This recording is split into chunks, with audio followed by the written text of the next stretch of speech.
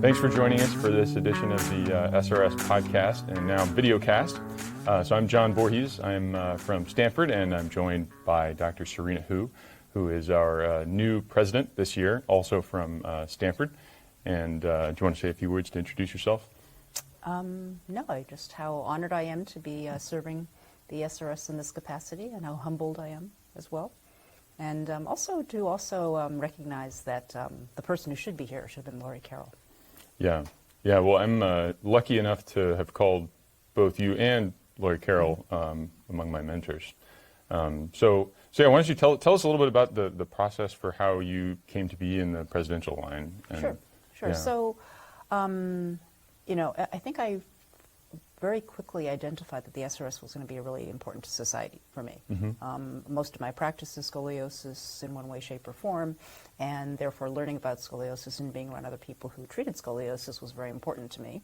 My mentor, David Bradford, one of my many mentors, David Bradford, one of the first early ones, was a leading member, and then in my residency as well, David Levine was one of the founding members, and they kind of pointed me in the direction towards the SRS. And I basically found, the more I attended the meetings, the more engaged I got, and the more interested I was in being more involved. And so it started with committee membership, and then eventually committee chairs, and then I became at one point the treasurer. At that point, I think people had started asking me, "Would you be interested?" But looking at the people who preceded me, it was a pretty far reach. But Laurie is actually about the same age as me, mm-hmm. and so we were very excited when she got named and elected. But unfortunately, when she got ill, she had to resign, and they were looking for somebody else, and I was selected at that point, presumably because I had served the SRS in ways that were, helpful and useful. So, great. Well, you're certainly very deserving of the post. Well, thank you. So maybe we can back up a little bit, and you can just tell us a little bit about your childhood and how you grew up. Oh, okay. Wasn't expecting you to ask for that. All softballs. It's a little you did say it was going to be softballs. Yeah. Well, I actually grew up in a fairly traditional Chinese family. My parents both immigrated, and I was born, and I was basically expected to be a doctor.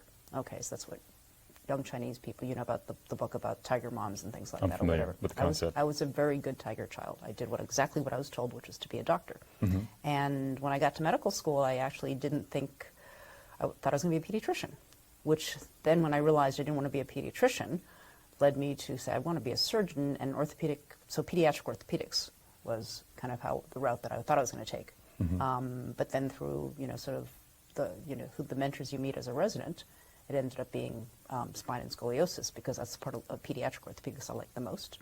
And, that's kind of how I ended up doing scoliosis surgery. So you mentioned a couple of your mentors earlier, but can you highlight some of the key mentors that led you to where you are? Oh boy, this is don't leave out people, because there's too many people. Well, so my first spine mentor or scoliosis mentor was probably David Levine, because he was in my residency. And I actually told somebody earlier this week that my first SRS meeting was when I was a resident, and I asked him for a letter of recommendation, and he said, "You're interested in spine?" And he was like the only one in the residency that didn't realize that. But he invited me to the SRS. That was back in the day. You had to be invited to attend. Mm-hmm. Okay, and so I came to Vancouver, and my first SRS, and I remember I happened to meet David Bradford there. Okay, and as a young resident, and you meet like one of the gods of orthopedics, you walk in there. I think you're a famous person or whatever. I almost like fainted at his feet, kind of thing. Starstruck. Right, but all he wanted was to borrow my contact lens solution. so that kind of brought it down to the human stage. And then a few years later, I was I guess that year I was applying for his fellowship, which I didn't get. So I sometimes remind people of that sometimes you have to keep trying. And I ended up at Rancho Los Amigos, which was a great place. And had some mentors there, none of whom did a lot of scoliosis surgery. But I did meet Ram Mudiam there. He was an attending there for a while, and he was a mentor. And then I crossed paths because Ohana Babawachi was actually a senior resident with me at HSS, and obviously he's gone on to great leadership and groundbreaking work. And he came to be my attending at Rancho at that time. So we crossed paths again. So he and I have crossed a few times in there. And then I'm trying to think of other people.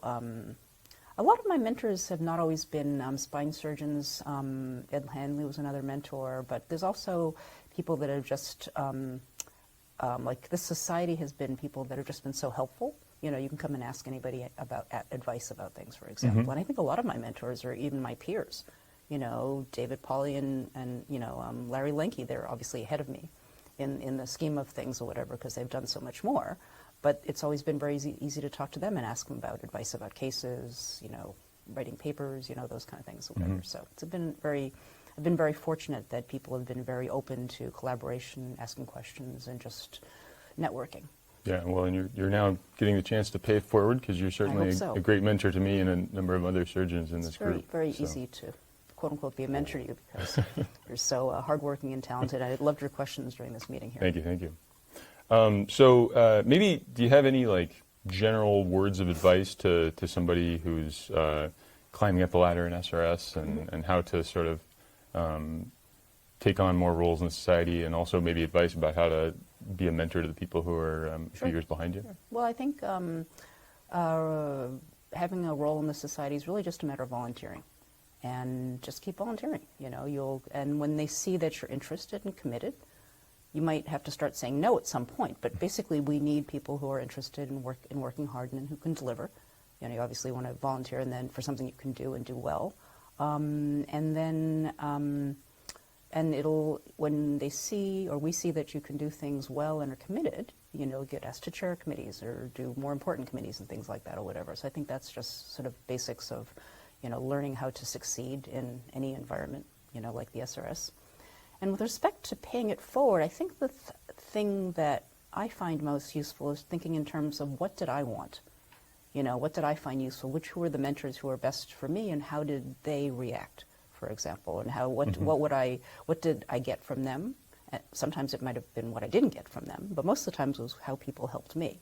And so paying it forward is exactly that, is taking some of the things that people did for you and offering it to people ahead of you. I think one thing that we do now better than, and that we think about more now than we used to, is not just mentorship, but sponsorship. And I had a lot of that, you know, coming through, as people would not only give me advice or to ask me about cases, but try to kind of promote me in the society and suggest me for parts and, you know, kind of roles and things like that. And that really helps a lot, obviously, is kind of getting your name considered, you know, in different capacities where, you know, they might not know you yet or something like that. So I'm sure. Great. So maybe we'll shift gears one more time, and if you can just tell us a little bit about your plans for this year as president. Sure.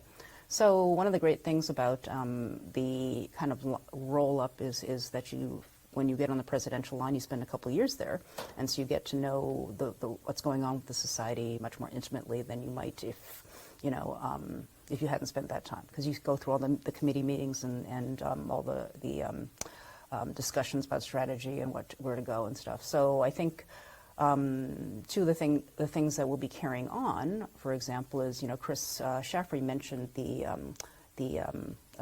outcomes and benchmarking app.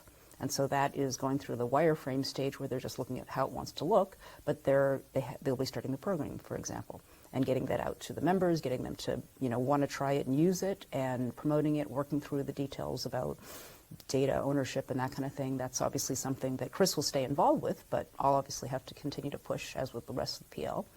One of the things that I think came out of my time as treasurer is because the treasurer is the Finance and Communications Council chair, but communications has changed so much since that council was sort of started or designed or whatever, that we actually broken it out as a separate council. And so Ron Alwari is actually the council chair, but also is working on a task force to kind of decide the strategic efforts for that council. So the way communications isn't just a newsletter anymore, isn't just a website anymore. It's about it's so much of what we do as a society. And so helping promote that and helping guide that and leave an imprint on that, I think, is really going to be important. And the other thing that I think will be something that we'll be working on pretty strongly is leadership development. So as you know, we have an early career surgeon pathway. We have diversity, equity, and inclusion committee now. And I think you bring it all together and you also build a better foundation for your society by working on leadership development. So the questions you asked about, how do you rise in a society? That should be, I don't want to say prescribed, but it should be more easy for people to understand what to do, Not how to secret get there. Information. Secret. Some people we want to keep it. I'm just kidding. But giving people the skills and the tools to learn if that's what they want to do, to improve upon it if that's where their skills are, so they can do the best that they can for the society and for their home institutions and for the profession. Great. Laudable goals. All right. Well, thanks very much for taking time out of your busy and increasingly busier schedule. I think we'll wrap it up then. Thanks for joining us. Well, thanks very much for the interview, and I very much appreciate having you as part of the team. Oh, pleasure's entirely mine. The Scoliosis Research Society is a nonprofit professional organization made up of physicians and allied health personnel. Their primary focus is on providing continuing medical education for healthcare professionals and on funding and supporting research in spinal deformities. Please visit srs.org for further information.